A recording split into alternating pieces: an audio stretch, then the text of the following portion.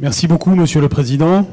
Je salue Monsieur le député Cédric Villani et je vous salue tous, bien sûr, avec beaucoup de plaisir. Je ne pouvais pas ne pas venir, Monsieur le Président, pour bien des raisons. La première, c'est votre invitation de votre part, parce que vous avez une ouverture sur l'école, une volonté d'action qui, évidemment, me séduit beaucoup, et je suis certain que nous avons beaucoup de choses à faire ensemble. Pour l'Institut de l'entreprise aussi, parce qu'il y a une vieille et excellente relation de fidélité entre les deux institutions, que sont l'Institut de l'entreprise et le ministère de l'Éducation nationale. Et dans les différentes responsabilités que j'ai exercées, j'ai toujours été sensible à cette relation, comme en 2011, par exemple, lorsque j'étais venu. Et c'est à plusieurs reprises que j'ai évidemment interagi avec vous, et avec grand plaisir, puisque je suis convaincu depuis toujours de l'importance de tout cela. Et puis, en plus, nous sommes à l'école polytechnique, et c'est l'occasion pour moi de saluer Jacques Biot, qui est un ami, et évidemment, cette institution est en soi emblématique des valeurs que nous voulons faire passer, qui sont les valeurs de la République. Et puis enfin, et ce n'est pas la plus petite raison, c'est aussi une façon de marquer un hommage et un respect pour tous les professeurs et tous les inspecteurs ici présents, puisque vous avez pris sur votre temps de vacances, vous avez adhéré à ce plan de formation, et ça me plaît beaucoup. Je trouve que c'est le signal de ces professeurs de France qui ont envie toujours de progresser, de transmettre leur savoir, d'aller aussi au plus près de ce qui se passe en matière de connaissances, de la part des acteurs, de la part des chercheurs. Et ça aussi, c'est à saluer, et c'est ce que je voulais faire aujourd'hui. Alors, vous m'avez demandé de parler aujourd'hui non seulement de la relation école-entreprise telle que je pouvais l'avoir à l'orée de ce quinquennat, mais vous m'avez demandé aussi de parler de politique générale d'éducation. Donc mon propos sera nécessairement en entonnoir, d'une certaine façon. Je commencerai de façon générale et j'arriverai au point particulier, et j'essaierai de respecter la demi-heure que vous m'avez assignée. N'hésitez pas à me le dire. D'abord, je voudrais commencer en disant, dans ce lieu si emblématique, que, à mes yeux, la question majeure de notre époque, la question de notre temps, celle que nous avons tous à regarder en face, c'est comment est-ce qu'un monde de plus en plus technologique va être quand même un monde de plus en plus humain. C'est le défi que nous avons à relever. C'est un défi pour lequel il peut y avoir toutes sortes de réponses. Un défi qui n'est pas gagné d'avance, mais qui n'est pas perdu d'avance non plus. La question de la relation homme-machine va être décisive au XXIe siècle.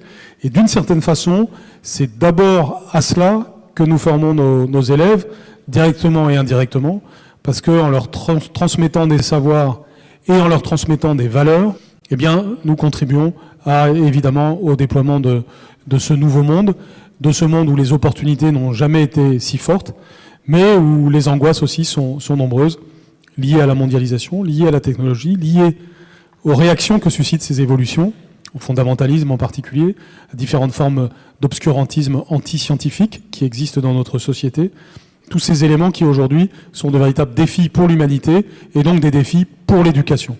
C'est dans ce registre-là que j'inscris notre action. C'est une action forcément de longue durée, parce que l'éducation est affaire de longue durée. C'est aussi pour cela que je rends toujours hommage aux professeurs, parce que les professeurs sont des agents de la longue durée dans un monde de la courte durée. Et il faut là aussi toujours saluer cette dimension, et on va avoir de plus en plus besoin justement de ce sens du temps dans une période caractérisée de plus en plus par l'immédiateté. On va avoir aussi besoin de transmission technique et technologique. Cela passe par l'excellence de la recherche, évidemment, mais ça passe aussi par la formation des professeurs, notre capacité à transmettre. Parce que quand on parle de transition technologique, ou quand on parle de révolution technologique, on pense tout de suite aux révolutions numériques, mais ce n'est pas les seules.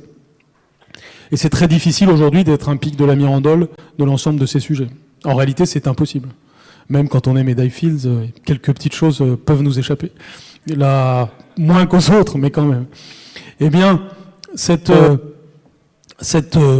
impossibilité pour chacune et chacun d'entre nous, en tant que professeur en particulier, ou en tant qu'acteur de l'éducation, de tout maîtriser, de tout savoir, de tout engranger ce qui se passe, nous oblige à un autre défi aussi, qui est le défi de l'intelligence collective, le défi d'être capable de raisonner à plusieurs, de travailler en équipe, d'avancer, que ce soit dans le domaine de la recherche, où l'intelligence collective est devenue mondiale, les chercheurs s'envoient des mails, consultent les mêmes sites, etc.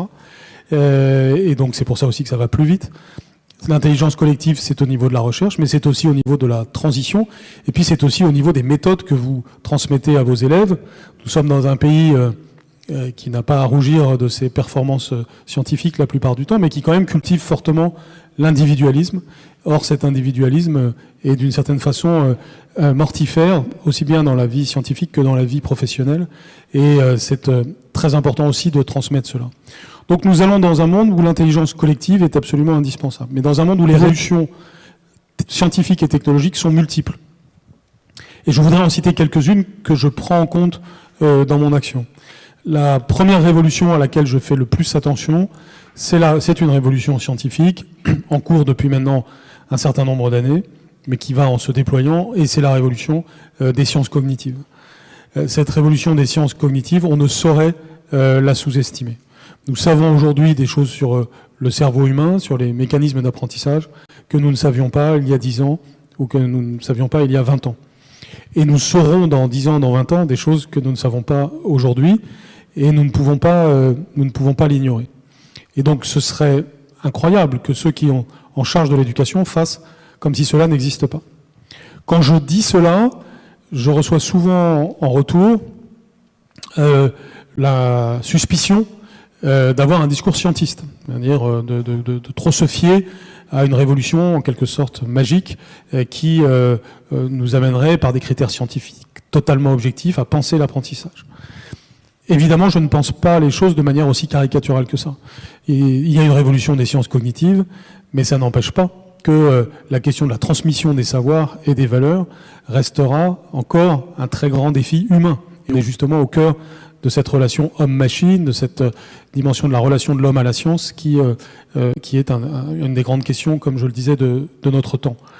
Et donc, les sciences cognitives, non seulement ne sont pas une sorte de nouvelle vérité qui s'imposerait et qui écraserait tout le reste, mais c'est au contraire quelque chose qui vient informer tout le reste, qui vient enrichir tout le reste. Et c'est donc quelque chose que l'on doit regarder de très près. Parce qu'elle nous renseigne sur les mécanismes d'apprentissage, bien entendu, et puis parce qu'elle nous permettent de tester des choses, d'expérimenter des choses, ce que l'on doit toujours faire. Les exemples sont multiples, je ne les citerai pas pour ne pas être trop long, mais c'est évidemment très important. Cela nous renvoie aussi à la question de la formation des professeurs. Nous sommes en ce moment dans une logique de formation continue, et pour moi c'est très important qu'en formation initiale, on fasse de plus en plus place à une recherche de niveau mondial auquel dont nos futurs professeurs bénéficieraient en permanence, ce qui n'est pas parfaitement le cas aujourd'hui. Et puis c'est très important aussi que cette formation des professeurs soit faite par des gens comme vous, c'est-à-dire des praticiens, des professeurs qui sont en classe, et qui peuvent dédier une partie de leur temps à cette formation. Ce n'est pas non plus toujours comme cela que ça fonctionne aujourd'hui, or c'est indispensable. On a donc une révolution fondamentale qui est la révolution des sciences cognitives. On a aussi des révolutions de nature plus technologique. Et là, évidemment, effectivement, le spectre des révolutions, le spectre au sens, pas au sens fantasmatique du mot, mais au sens de l'éventail des choses, le spectre des révolutions numériques est considérable. Et moi, ce qui me frappe, c'est comment il arrive, et je parle devant des gens qui connaissent très bien le sujet, mais comment il arrive presque tous les 2 ans une nouvelle révolution à l'intérieur de cette révolution. Comme dirait Régis Debray, c'est révolution dans la révolution. Eh bien, et donc, quand on dit révolution numérique, on pense là aussi à beaucoup de choses, et trop souvent, on a une vision trop uniforme de cet ensemble. On pense à Internet, on pense aux écrans tout simplement, on pense aux aspects positifs et négatifs que cela comporte. Mais il y a toute une série d'autres dimensions de ces révolutions qui est importante. Par exemple, la révolution 3D, la révolution des réseaux sociaux qui doit être considérée comme telle, comme une révolution, et vous le vivez au quotidien avec vos élèves qui se sont métamorphosés sous l'effet de cette révolution, pour le meilleur et peut-être plus souvent pour le pire. Vous avez la révolution 3D qui est arrivée à Noël dernier, sous les sapins de Noël, sous la forme ludique, mais qui va avoir des effets considérables, y compris probablement sur le plan cognitif. Et Et puis, vous avez la révolution de l'intelligence artificielle qui est fondamentale, qui va se déployer de manière exceptionnelle au cours des prochains temps. Et vous voyez déjà, par exemple, les GAFA s'emparer de cela, avoir des projets extrêmement ambitieux en la matière. Et les responsables d'un système éducatif ne peuvent pas faire comme si tout cela n'existait pas. Et puis, il y a la robotique. Je le dis là encore, dans un lieu très consacré à ces questions. La robotique est évidemment une révolution très importante. Dès maintenant, elle entre dans l'école. L'exemple qui m'a le plus frappé récemment, c'est l'usage de robots pour la sociabilité des enfants autistes qui permettent de faire des merveilles. Et nous le savons tous, donc, ces révolutions sont, comme la langue d'Ésope, le meilleur ou la pire des choses selon la façon dont on va les utiliser. Et donc le système éducatif doit avoir une réflexion permanente sur ce sujet, une véritable pensée sur ces sujets, une vision sur ces sujets et une pratique sur ces sujets. Le mot que j'utilise sur ce point, c'est le mot de discernement. Parce que je crois qu'il ne suffit pas de sauter sur sa chaise en disant innovation, innovation, ou en disant numérique, numérique, pour transformer l'école et la transformer en plus dans un sens positif. On peut être dans la superficialité, on peut être dans des choses contre-productives si on est dans cette attitude béate. Il ne faut surtout pas non plus, évidemment, dire tout ceci c'est le diable, c'est très risqué, dressons des barrières en haut de l'école de façon à ce que toutes ces horreurs ne pénètrent pas l'enceinte scolaire. Il y a une position équilibrée à avoir sur ces questions, d'ailleurs très différente selon les différents âges de la vie. Par exemple, j'ai acquis la conviction que dans les 6 premières années, non pas comme ça du haut de mon chapeau, mais en lisant certaines choses, que les 6 premières années de la vie peuvent être épargnées autant que possible par la civilisation des écrans, sauf pour des raisons particulières. Il y a des programmes qui sont très bien faits, par exemple pour l'apprentissage de la lecture, mais en tout cas, ça doit être fait avec beaucoup de discernement. Ensuite, progressivement, évidemment, on doit utiliser les technologies de plus en plus. Et on doit ensuite, à l'âge du collège et du lycée, évidemment, avoir une présence très forte des technologies numériques avec tout ce que cela comporte. Cette approche, qui évidemment est déjà en cours dans le système scolaire français comme dans d'autres systèmes, doit obéir à quelques principes. Le premier des principes, c'est un principe de connaissance. Il faut que les responsables du système, et vous êtes tous, d'une façon ou d'une autre, des responsables du système, aient une culture générale sur ces enjeux. Un deuxième grand principe, c'est un principe de maîtrise. Encore une fois, on ne doit pas subir, mais avoir une véritable stratégie sur ces questions-là. Et puis un troisième principe, c'est un principe prospectif. C'est comment on se projette dans le futur sur ces questions, comment est-ce qu'on peut, dans le futur, avoir une vision de l'utilité que tout cela peut avoir. Or, bien entendu, personne ne peut prédire le futur, mais on peut savoir déjà que, par exemple, un certain nombre de compétences sont à développer aujourd'hui parce qu'elles seront à l'intérieur d'un champ de compétences dont on aura besoin demain. En ce moment même, depuis plus d'1 an, se déploie ainsi une expérimentation qui s'appelle IFRAN. Elle a été initiée par Jean-Marc Monteil, que sans doute beaucoup connaissent ici, dans le cadre du Grand Emprunt. Et cette expérimentation permet de regarder dans 110 lycées professionnels comment déployer des compétences technologiques et des compétences numériques en particulier, nouvelles, dans le cadre des lycées professionnels. Et ceci, évidemment, doit montrer à la fois que les lycées professionnels, et j'y reviendrai, peuvent être à la pointe de la vie scolaire de notre pays, mais aussi de montrer que même si on ne peut pas prédire la moitié des métiers du futur, eh bien, on peut par contre déployer des compétences qui vont être à l'intérieur de ces métiers du futur.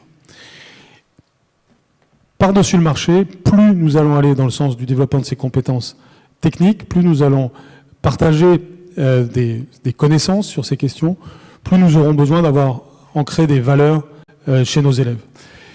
Je pense que ce qu'on appelle désormais l'école du socle, c'est-à-dire l'école qui inclut l'école primaire et le collège, cette école du socle doit d'abord et avant tout être elle-même, c'est-à-dire être une école qui transmet des savoirs, qui transmet des valeurs, et si elle fait cela, elle doit le faire justement pour donner des racines, pour donner une colonne vertébrale à nos élèves dans ce monde technologique. Nous le savons tous, plus ce monde va être technologique, plus son degré d'humanité dépendra justement d'une culture générale. d'une capacité à penser le monde, d'une pensée critique, d'un esprit scientifique dont vous êtes les porteurs. Et nous le savons, j'ai commencé par le dire dès l'introduction, que nous sommes à cette fameuse ère de la post-vérité, à cette ère où, pour toute une série de raisons, eh bien, l'esprit de recherche, l'esprit d'expérimentation, l'esprit de vérification sont malmenés par toute une série de phénomènes. Et c'est l'école qui est au premier rang pour voir cela. Donc tous ces éléments vont évidemment guider les politiques publiques que nous mènerons, souvent d'ailleurs dans la continuité de politiques qui ont pu être menées, parfois dans la pure innovation, d'autres fois dans l'inflexion, mais en tout état de cause, les politiques publiques qui seront menées seront faites pour outiller nos élèves, et donc pour outiller nos élèves, il faut vous outiller, vous, pour répondre à ces défis. Et évidemment, tout ceci a des conséquences sur les questions qui se posent dans un séminaire comme celui-ci, c'est-à-dire la question de la relation de l'école avec l'entreprise. Parce que ce que je viens de dire sur l'école, on pourrait le dire dans une certaine mesure sur l'entreprise. L'entreprise aussi se transforme considérablement en ce moment, sous l'effet notamment des révolutions numériques, mais pas seulement. C'est des révolutions économiques, des révolutions managériales, des révolutions technologiques. Ces révolutions, d'ailleurs, ont des impacts extrêmement intéressants. Je suis en train de modifier les rapports entre les êtres humains en ce moment même, notamment éventuellement dans le sens de plus d'horizontalité, dans le sens d'une plus grande prise de responsabilité. Et évidemment, là aussi, l'école ne saurait négliger ces évolutions. La façon même de gérer un système scolaire doit évoluer dans les temps qui viennent, dans une logique qui est une logique, encore une fois, de prise de responsabilité, de confiance, qui est ce qui est à la base de ce que je vais faire. Alors ceci m'amène à la deuxième partie de mon propos, qui est que suis-je sur le point de faire avec toutes les équipes de l'éducation nationale pour le système scolaire, et ensuite en quoi ceci a une relation avec l'entreprise. On me montre une montre, alors il reste... Sur le premier point, à la lumière des points précédents. En ce moment même, ce qui est ma première priorité, c'est, je l'ai dit dans les médias, vous m'avez sans doute lu sur ce point, c'est évidemment l'école primaire. Et l'école primaire doit être la première des priorités pour les raisons que j'ai dites précédemment, c'est-à-dire que nous devons ancrer les savoirs fondamentaux chez les élèves. Je dis ceci devant une assemblée composée très majoritairement de professeurs du second degré, mais je sais très bien à quel point les professeurs de second degré ont comme premier intérêt que les élèves soient bien formés à l'école primaire.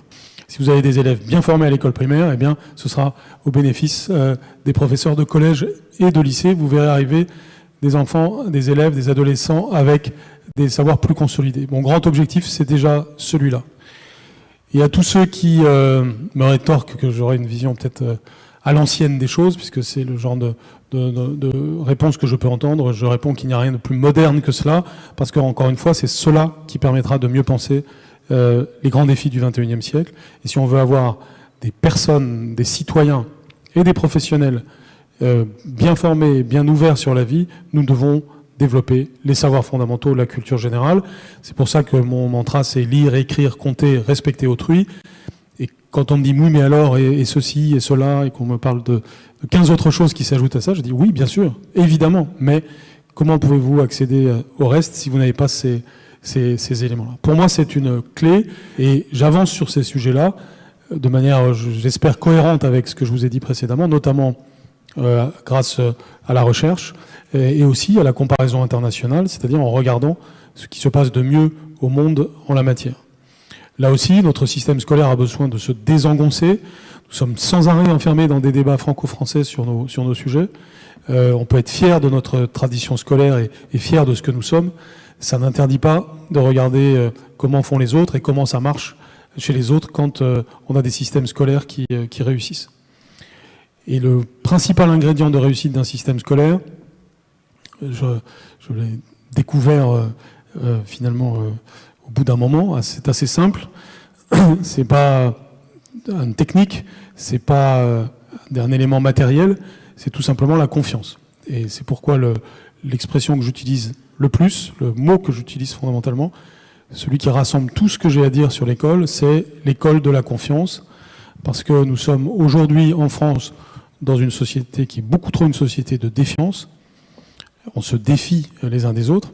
Alors ça ne se voit pas dans un séminaire de 2 jours où justement il y a de la convivialité, mais notre société est devenue une société de défiance, et cette société n'a plus confiance en l'école. Il y a d'ailleurs malheureusement un sondage qui le montre tout récemment, et nous avons besoin de renouer avec la confiance, et l'école de la confiance doit être au service de la société de la confiance.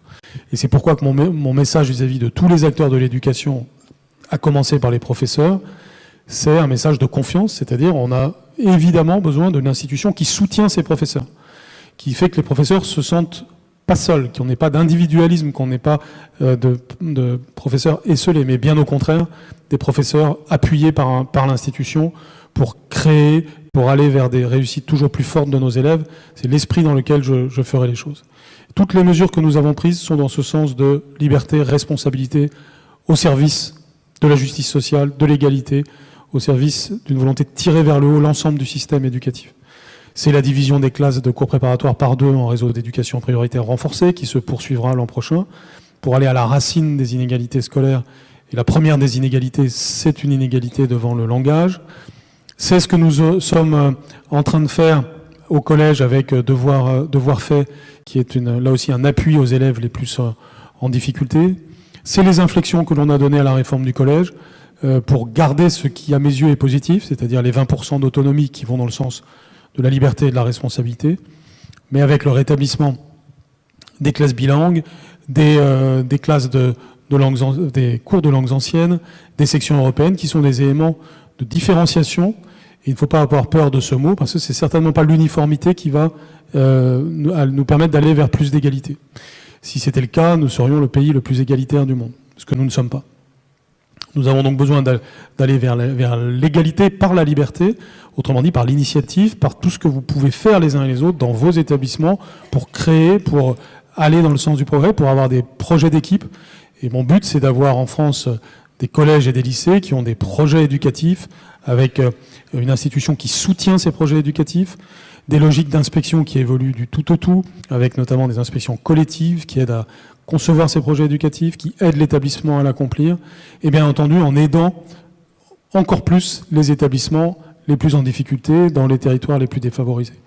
C'est à mes yeux une clé pour avancer, et c'est ce qui doit libérer les énergies du système, et je profite de cette occasion pour vous le dire, parce que c'est vous qui allez réaliser ça, c'est vous qui pouvez vous saisir de ça. Très souvent, l'image que la société française a, ou que les professeurs eux-mêmes ont de l'éducation nationale, de leur propre institution, c'est qu'elle empêche l'action, c'est qu'elle les gêne. C'est une vision un peu injuste, parce que c'est pas si exact que ça, mais c'est en partie vrai, en partie faux.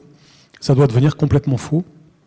Et on doit complètement métamorphoser de ce point de vue-là, à la fois la réalité et l'image de l'éducation nationale, pour libérer les énergies. Les forces, pour dire le contraire, ne manqueront pas. Non, d'ailleurs, elles se manifestent déjà.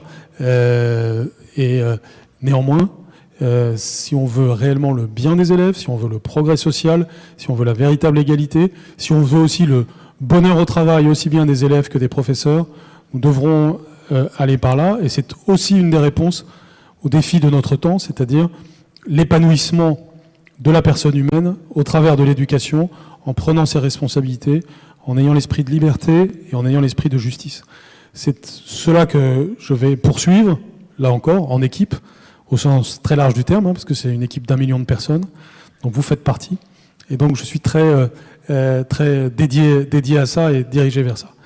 Évidemment, ceci a un impact, et c'est mon 3e et dernier point, sur la question de la relation avec l'entreprise. Pour toutes les raisons que vous avez bien comprises en m'écoutant. D'abord, on doit affirmer l'école comme un lieu spécifique. L'école est l'école. L'école a sa logique. Et j'ai donné déjà certains des éléments de cette logique. C'est une logique de transmission des savoirs et des valeurs. Elle a donc sa temporalité particulière, si différente du reste du monde. Et elle a une mission à accomplir qui est différente de ce qui se passe ailleurs, qui est articulée avec ce qui se passe ailleurs, mais qui est différente de ce qui se passe ailleurs.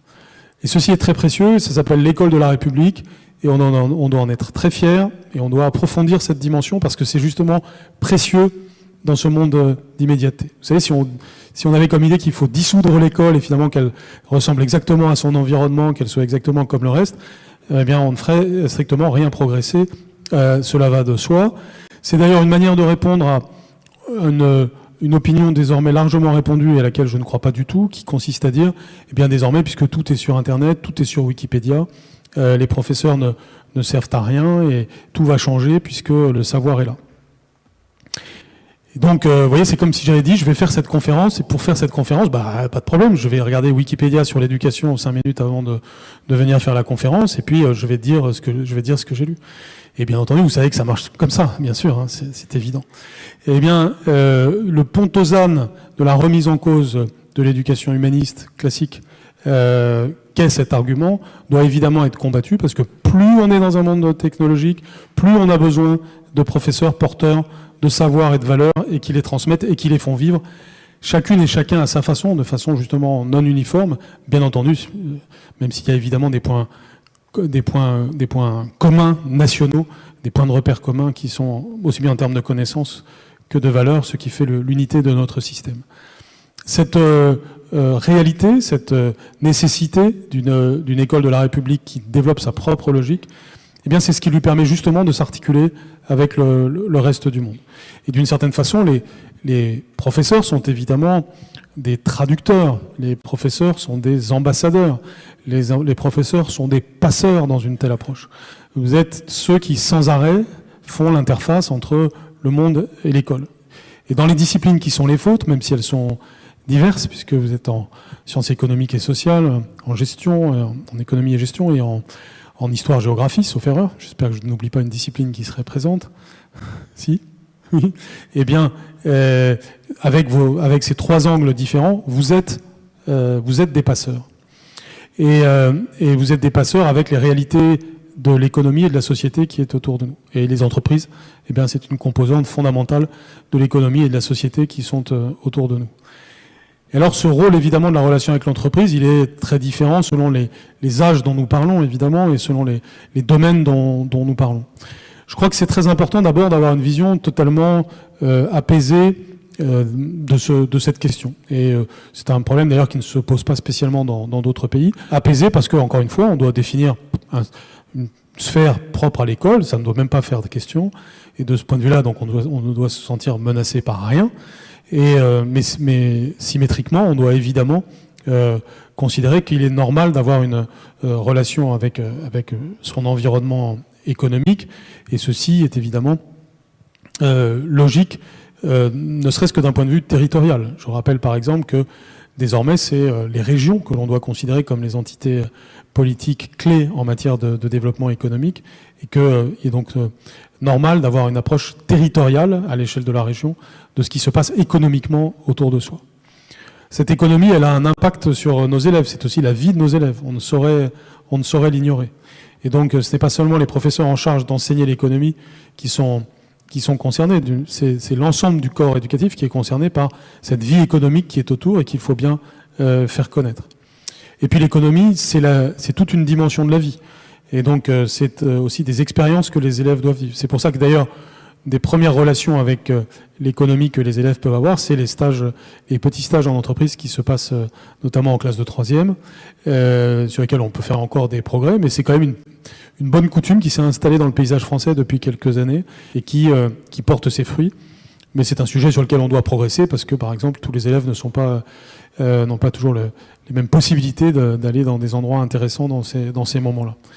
Mais l'économie, évidemment, elle apparaît aussi au travers d'une culture économique. C'est là aussi un point très important. Vous savez que toutes les enquêtes nous montrent à quel point on a des progrès à faire quant à la culture économique des Français et que ceci prend sa source dans l'école et que quand on se compare avec d'autres pays du monde, eh bien c'est un problème, à la fois pour la vie des gens. Et d'ailleurs, quand je dis lire, écrire, compter, entre parenthèses, quand plus de 20% des élèves ne savent pas vraiment bien compter, et qu'en réalité, plus que ça encore, on a des problèmes de calcul mental et de calcul courant dans la vie courante, c'est évidemment un handicap décisif dans la vie économique et sociale de chacun. Mais au-delà du calcul, bien entendu, les règles fondamentales de la vie économique doivent être comprises et connues de tous les élèves, et ceci, évidemment, dépasse les seules disciplines économiques et concerne vous le démontrez bien, par exemple l'histoire et géographie. Cette dimension donc de culture économique à cette dimension de culture économique vient s'ajouter la dimension d'orientation. Nous devons faire progresser considérablement le sujet de l'orientation en France. Ce sera dans mes très grandes priorités. L'orientation est conçue de façon magique dans le système français aujourd'hui, c'est-à-dire il y aurait un instant T où une personne dédiée va nous transmettre la bonne idée, et puis ensuite il y aura un autre instant T où on serait affecté de façon réussie dans l'endroit correspondant. Et bien entendu, la vie ne marche pas comme cela, et ça aboutit à ce qui est désormais apparu comme une forme de scandale national, c'est-à-dire le tirage au sort dans les universités. Et cette espèce de grand système aléatoire dans lequel nous nous trouvons désormais, et qui va évidemment changer. Ma collègue Frédérique Vidal est en train d'y travailler, mais je travaille avec elle. C'est aussi pour cela qu'il y aura une réforme du baccalauréat, mais il y aura aussi une évolution de l'orientation.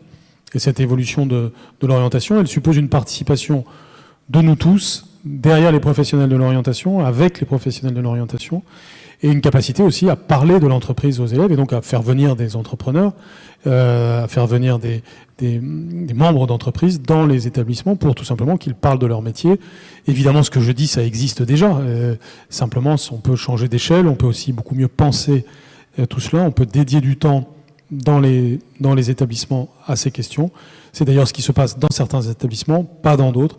Comment réussissons-nous à offrir cela à tous les élèves, et tout particulièrement ceux qui n'ont pas par leur famille la possibilité d'avoir des réseaux leur permettant de connaître ces réalités? C'est évidemment un grand enjeu de réussite de nos élèves. Il y a aussi le sujet de l'enseignement professionnel, évidemment. L'enseignement professionnel est fait pour insérer professionnellement des élèves dans les entreprises. Voilà, c'est aussi simple que ça. C'est depuis la création du bac professionnel, et je parlais de ça avec Jean-Pierre Chevènement ce matin, qui a eu un rôle évidemment décisif dans cette évolution. L'enseignement professionnel est évidemment fait pour cela. Et s'il est fait pour cela, c'est dans un lien étroit avec l'entreprise. Et donc dans la relation école-entreprise, on doit évidemment tenir compte de ce que les entreprises nous disent sur l'enseignement professionnel. Les entreprises doivent tenir compte aussi de ce que nous pensons au titre de l'enseignement professionnel. Mais ce qui est important, c'est que nous donnions à nos élèves les compétences qui leur permettent tout simplement de s'insérer professionnellement ensuite. Or, ceci rejoint ce que je disais en commençant, nous sommes dans un monde en totale mutation. Ce sont les entreprises qui sont en situation de veille et de compréhension de ces futures compétences nécessaires. Il est donc normal de parler avec eux. Sur ce sujet aussi, nous ne partons pas de zéro, évidemment. Il se passe des choses. Les compétences dans l'enseignement professionnel sont envisagées avec les représentants des corps professionnels. Mais c'est insuffisant. Et cela doit évoluer dans les temps à venir. Par exemple, le CAP doit certainement être réformé dans les temps à venir pour plus mener à l'emploi ceux qui en bénéficient. Et puis dans le futur, il faut aussi que notre lycée général et technologique, évidemment, ait ce sens de la relation avec l'entreprise. Et c'est vrai que celles et ceux d'entre vous qui ont comme discipline l'économie et les sciences sociales, eh bien, sont non pas les seuls, mais sont ceux qui sont à la pointe de cette relation.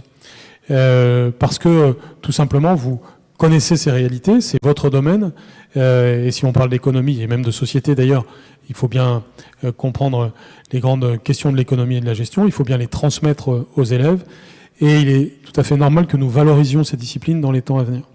Je vous parlais de réforme du baccalauréat. Cette réforme, les grandes lignes en ont été dites par le président de la République au cours de la campagne présidentielle. C'est le fait d'avoir 4 disciplines et d'avoir que l'on passe en contrôle terminal et puis le reste en contrôle continu. Mais tout reste à préciser en la matière. Il va y avoir une grande concertation d'octobre jusqu'au début de l'année 2018 et vous êtes invités à faire vos propositions, à donner des idées pour aller dans le sens de ce qui vous paraît juste, de ce qui vous paraît utile pour les élèves dans le domaine dont nous parlons aujourd'hui. Donc il y aura des évolutions, vous le voyez, il y aura une dynamique. Cette dynamique, elle doit toujours viser d'abord et avant tout l'intérêt de nos élèves. Et l'intérêt de nos élèves passe par le fait de les avoir bien formés, de bien les installer sur leurs 2 pieds avec des savoirs et des valeurs. Et à partir de ces savoirs et de ces valeurs, développer des compétences qui vont leur permettre, dans la vie, eh bien d'être des personnes, des citoyens et des professionnels ouverts sur le monde. Voilà la visée que je propose aujourd'hui, voilà ce qui va inspirer des politiques publiques, voilà ce qui va aussi conduire à travailler très collectivement. J'ai parlé d'intelligence collective, j'ai parlé aussi d'évolution dans notre manière de concevoir l'organisation du système. Comme vous le voyez, tout ceci forme un tout cohérent, je l'espère en tout cas, vous me le direz, et ce tout cohérent est fait dans la lignée de cet optimisme français auquel j'essaye de contribuer avec d'autres depuis que quelqu'un s'est fait élire sur cette base-là, sur cette base de l'idée que la France a quelque chose à dire dans le monde d'aujourd'hui et que la France a des atouts fantastiques. Eh bien, en me mettant dans cette équipe, en acceptant cette vision, j'en propose une conjugaison pour l'éducation dont vous faites aussi partie. Merci beaucoup.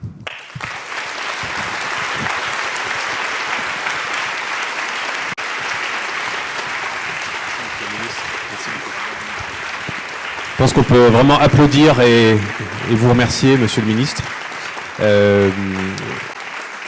Je vais à présent prendre le relais et vous inviter à suivre peut-être... Alors, est-ce qu'on fait une série de questions ? Oui. On a du temps. Vous avez gagné du temps. On a du temps pour des questions. Merci beaucoup, Monsieur le Ministre. S'il était prévu qu'on ait quelques questions et un échange, si cela vous convient, je vais prendre une double casquette qui est celle de professeur de sciences économiques et sociales et de directrice du programme enseignant-entreprise. Et je vous propose 2 questions que je vous livre en une seule fois.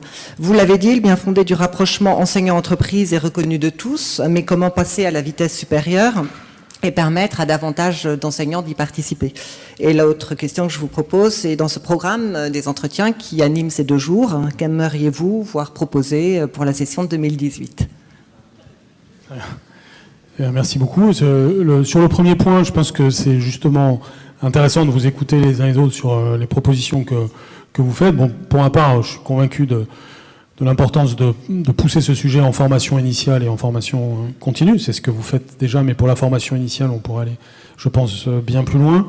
Et puis, je pense que il y a tout le sujet aussi des expériences vécues par les professeurs. On doit pouvoir offrir des possibilités, ça existe, bien sûr, mais on peut faire plus dans la possibilité à un niveau national, européen et international, mais tout particulièrement à un niveau européen, de faire vivre des expériences en entreprise aux professeurs pour enrichir leur connaissance de cette question. Je pense qu'on doit prendre des initiatives dans ce sens dans les temps à venir. Lorsqu'on a eu le sommet franco-allemand le 13 juillet dernier avec la chancelière et toute son équipe gouvernementale, on a parlé de ce genre de questions, c'est-à-dire avoir une vision partagée de l'enseignement professionnel, mais aussi de ce que pourrait être une vision de l'économie dans le système éducatif. C'est un exemple, l'Allemagne, mais ça peut être vrai évidemment avec d'autres pays, notamment là où il y a des langues maîtrisées par nos professeurs. Mais en tout cas, c'est quelque chose, à mon avis, qu'il faut rechercher. L'expérience en entreprise concrète, les stages, c'est d'ailleurs, ça va de pair avec une vision un petit peu renouvelée de la carrière, tout simplement, des temps qu'on peut passer, des temps de respiration qu'on peut avoir dans une carrière. Sur le deuxième sujet, je vais peut-être être tout à fait prévisible en vous disant qu'après tout, ce que j'ai dit en commençant peut être un sujet, c'est-à-dire comment est-ce qu'un monde de plus en plus technologique peut être un monde plus humain. C'est à mon avis une question essentielle. Si en 2 jours vous arrivez à y répondre, c'est formidable. Et surtout, ça crée une problématique autour des révolutions technologiques de notre époque qui me paraît fructueuse. Merci beaucoup. Bonjour, Laurence Gambatti, professeure de SES à Strasbourg. Et la question que je me pose beaucoup, moi, c'est comment valoriser des filières qui ne sont pas les filières S et quelles politiques concrètes on peut mettre en œuvre. Je pense que la réforme du baccalauréat va être l'occasion de répondre à votre question. C'est typiquement quelque chose sur quoi je ne me prononce pas de manière précise, puisque justement, on va commencer une concertation qui va poser ce genre de questions. Il faut qu'on voit un petit peu qu'est-ce qui ressort de l'intelligence collective. Mais en tout cas, à partir du moment où on a un baccalauréat avec 4 disciplines, on peut imaginer en effet des formules qui créent beaucoup plus finalement d'horizontalité, beaucoup plus d'abord de capacité à approfondir des domaines, Avec Cédric Villani, on parle souvent des mathématiques et de comment faire pour monter d'un cran encore le niveau mathématique à l'échelle du lycée, mais ça prend aussi ses racines avant. Mais là, je prends l'exemple des mathématiques, ça peut être vrai d'autres disciplines. Comment on remuscle certaines disciplines et que ça ne passe pas nécessairement par la notion de filière. Mais ça, c'est la discussion qui doit le montrer. Et encore une fois, vous allez tous et toutes être invités à participer à cette réflexion. Une nouvelle question. Oui, Dorothée Sauret, je suis rue de Grenelle, un peu au 118, pas très loin de chez vous. Vous insistez sur un nouveau chantier passionnant, la relation de l'élève au temps et à l'espace au XXIe siècle. Vous avez présenté ça sur BFM TV. Est-ce que vous pourriez nous en dire un peu plus sur ce champ d'exploration? Comment vous voyez les équipes travailler là-dessus? Vous insistez aussi beaucoup sur la formation artistique. Est-ce que vous voyez ces compétences artistiques dans le domaine de la préparation au métier de demain, ou plutôt dans le sens de la formation vraiment de la personne à travers les valeurs que vous évoquez également? Merci beaucoup, Monsieur le Ministre. Merci à vous. Sur le premier point, donc on évoque, je pars dans une frénésie de concertation, mais c'est vrai que c'est une autre concertation qui va s'ouvrir. Elles sont évidemment cohérentes les unes avec les autres, mais nous allons, en lien avec le Conseil économique et social et environnemental, avoir tout au long de l'année 17-18 une concertation sur le temps et l'espace de l'enfant au XXIe siècle. On me pose souvent beaucoup de questions sur les rythmes, évidemment, sur les rythmes scolaires ou sur d'autres sujets comme les vacances et autres. Et ma réaction est de considérer que tout ceci doit être vu dans un ensemble global, assez complexe, mais pour lequel on doit avoir cette vision globale de l'élève. La question du sommeil, la question de la relation avec les écrans, la question toutes les grandes questions de vie quotidienne liées à des dimensions très pratiques, liées à l'espace en particulier, et puis plus immatérielles liées au temps, sont des questions que nous devons voir dans une sorte de grand tout. Et donc ça, ce sera une concertation 17-18 qui devra donner des effets sur bien des sujets. Par exemple, on travaillera avec les collectivités locales pour tout ce qui relève de leurs compétences et qui les concerne beaucoup sur cette question. Mais c'est éminemment un sujet pour les professeurs. C'est vous qui voyez nos élèves changer, c'est vous qui voyez les problèmes de société avoir un impact sur la façon d'être de vos élèves, c'est vous qui voyez les effets de levier de certaines dimensions et les effets d'empêchement d'autres dimensions de leur vie sur l'acquisition des savoirs. Et c'est cela que l'on doit regarder grâce à cette grande concertation. Sur le deuxième point, c'était l'éducation artistique et culturelle. C'est au titre de ce que je vous ai dit sur la transmission des savoirs et des valeurs. Je dis l'école est sur ses deux pieds. Je dis transmission des savoirs et des valeurs, mais je pourrais parler de deux autres pieds, c'est l'intelligence et la sensibilité, même si c'est une dichotomie trop schématique. Mais la question du déploiement de la sensibilité, notamment lors des premiers âges de la vie, est absolument fondamentale. C'est un discours humaniste, mais c'est aussi un discours alimenté aux sciences cognitives. Nous devons, et c'est pour ça d'ailleurs qu'on va faire la rentrée en musique lundi prochain, pour donner un signal. On est dans une logique très volontariste avec la ministre de la Culture, Françoise Nyssen, pour ce déploiement de l'éducation artistique et culturelle. Et donc, c'est à ce titre-là, ce titre du développement de la personne, que je le pousse beaucoup. Nous avons encore deux questions. Bonjour, Florence Solamier, professeure de sciences économiques et sociales. Doit-on redouter dans votre futur projet, le bac, un éclatement de notre discipline entre des modules d'économie et des modules de sociologie? Merci. En tout cas, je n'ai pas ça à l'esprit. Je n'ai pas du tout ça à l'esprit. La concertation est ouverte, on discutera, tout doit pouvoir être discuté, mais je n'ai pas spécifiquement ça à l'esprit. Une autre question. Oui, bonjour Monsieur le Ministre, Hervé Kardec, IEP d'économie et gestion et membre du CNIRE. Et je m'interrogeais sur ce que vous envisagiez pour relancer l'innovation et l'expérimentation dans le système éducatif. Alors c'est un vaste sujet aussi. D'abord, l'innovation, c'est un état d'esprit. Le simple fait, en tant que ministre, de l'afficher a de l'importance. Je l'espère. C'est ce message de confiance, de créativité que je passe au corps professoral en particulier, est fait pour évidemment susciter l'innovation. Ensuite, ça s'organise. Lorsque j'étais directeur général de l'enseignement scolaire, on a créé un département qui existe toujours, qui a prospéré, qui se développe bien, qui s'appelle le département de l'innovation et de l'expérimentation, qui non seulement recense les innovations, mais aussi les suscite et les expérimentations à différentes échelles. Donc il y a beaucoup de choses différentes au travers de l'innovation et de l'expérimentation, mais on doit d'abord favoriser les projets, même petits, même modestes, à l'échelle d'un établissement, à l'échelle d'une classe. On doit aussi le proposer à des échelles plus vastes, en réseau, avec des dispositifs d'évaluation correspondants pour pouvoir ensuite voir si on peut aller à des échelles encore plus larges.